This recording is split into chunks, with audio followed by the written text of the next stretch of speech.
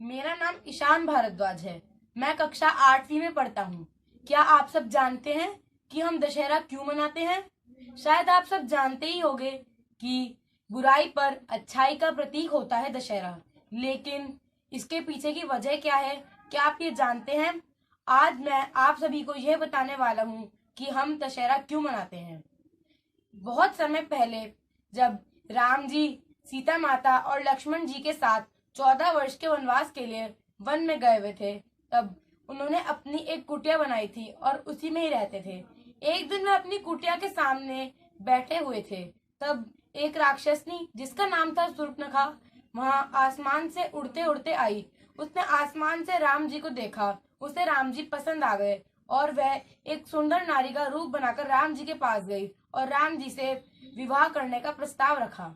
राम जी ने कहा कि मैं पहले से ही विवाहित हूँ और मैंने एक पत्नी व्रत का संकल्प करा है और तुम लक्ष्मण से बात करके देखो। और लक्ष्मण जी ने भी टाल दिया। फिर शूर्पणखा को क्रोध आ गया। शूर्पणखा ने कहा कि ये सारी फसाद की जड़ ये औरत है और सीता माता के ऊपर झपट गई। जैसी वह सीता माता पे झपटी, लक्ष्मण जी ने शूर्पणखा की नाक काट दी।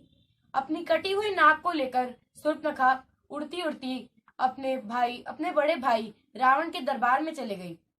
उसने रावण से कहा, भैया, वन में दो ऋषि के भेष में पुरुष और उनके साथ एक स्त्री कुटिया बनाकर रह रहे हैं, जिनमें से एक पुरुष ने मेरी नाक काट दी। आप मेरे अपमान का बदला लीजिए और उस स्त्री का हरण कर लीजिए। रावण ने अपनी बहन की बात मानी और सीता माता का हरण कर लिया। यह पता करने के बाद जब यह पता चला कि सीता माता का हरण हो चुका है, राम जी को बहुत क्रोध आया और उन्होंने प्रतिज्ञा ली कि वह रावण का वध करेंगे और सीता माता को वापस लाएंगे। वह राम जी और लक्ष्मण जी लंका की ओर निकल गए। रास्ते में उन्हें एक ऋषि मिले जो कि असल में हनुमान थे, लेकिन उन्होंने ऋषि का भेष बना रखा था क्योंकि हनुमान जी को लगा था कि सुग्रीव के बड़े भाई के सैनिक उनके जासूसी करने आए हैं। सबसे पहले हनुमान जी जब उनके पास आए तब उन्हें पता चल गया कि ये राम जी और लक्ष्मण जी हैं। हनुमान जी राम जी और लक्ष्मण जी के बहुत बड़े भक्त थे, तो उन्हें देखते ही अपने असली रूप में आ गए। राम जी जब सुग्रीव जी से मिले तो उन्होंने सुग्रीव जी को वादा किया कि वह उनका राज्य वापस दिलाने में उनकी मदद करेंगे। बदले में सुग्रीव अपनी वानर सेना राम जी को देंगे और हनुमान जी को भी राम जी के साथ भेजेंगे। राम जी ने सुग्रीव जी की मदद करी और उनका राज्य उन्हें वापस दिलाया। बदले में सुग्रीव जी ने अपनी वानर सेना राम जी के साथ भेज दी और साथ ही साथ हनुमान जी भी उनके साथ भेज दिए। जब वे सब लंका की ओर पहुंचे तो राम जी ने हनुमान जी को कहा कि हनुमान, तुम इस पूरी लंका का मुआयना करो और पता करो कि इनके सैन्य बल और इनकी शक्ति कैसी है। तो हनुमान जी उड़ते उड़ते लंका के अंदर चले गए। सबसे पहले वे सीता माता से मिले। राम जी ने उन्हें एक अंगूठी दी थी ताकि सीता माता हनुमान जी को पहचान सके। जब उन्होंने वह अंगूठी सीता माता को दी तो सीता माता तुरंत पहचान गई कि ये राम जी का कोई दूत है। फिर हनुमान जी को थोड़ी भूख लगी तो उन्होंने पेड़ों पे से फल तोड़कर खाए। ऐसा करते हुए कुछ सैनिकों ने उन्हें देख लिया और ऐसे देखने के बाद बहुत सारे सैनिक वहां आ गए और हनुमान जी को पकड़ के रावण के दरबार में ले गए। रावण को पता चल गया कि ये राम का कोई दूत है और रावण ने अपने सैनिकों को यह आज्ञा दी कि हनुमान जी की पूंछ में आग लगा दी जाए।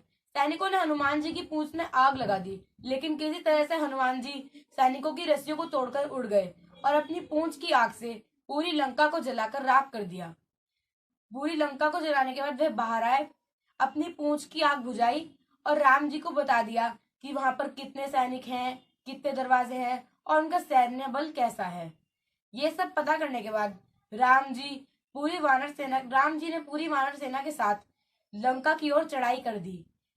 एक एक करके उन्होंने सारे राक्षसों का वध कर दिया और फिर उन्होंने रावण का भी वध कर दिया। रावण का वध करने में रावण के भाई विभीषण ने राम जी की मदद करी। विभीषण राम जी का बहुत बड़ा भक्त था। विभीषण ने राम जी को बताया कि रावण की नाभि में अमृत है और उसे सिर्फ तभी मारा जा सकता है जब उसकी नाभि में तीर मारा जाए। रावण का वध करने के बाद उन्होंने सीता माता को छुड़ाया और अपने साथ रावण के पुष्पक विमान में वापस आ गए, क्योंकि उनके वनवास के 14 वर्ष भी रावण का वध करते समय पूरे होने वाले थे। फिर जब उनके वनवास के समय पूरे हुए तो वो सीता माता को वापस लेकर अयोध्या आ गए। इससे हमें यह पता चलता है कि हम दशहरा इसलिए मनाते हैं क्योंकि जब राम जी ने रावण का वध करा था तब बुराई पर अच्छाई की जीत हुई थी। धन्यवाद। आप सभी को दशहरे की हार्दिक शुभकामनाएं।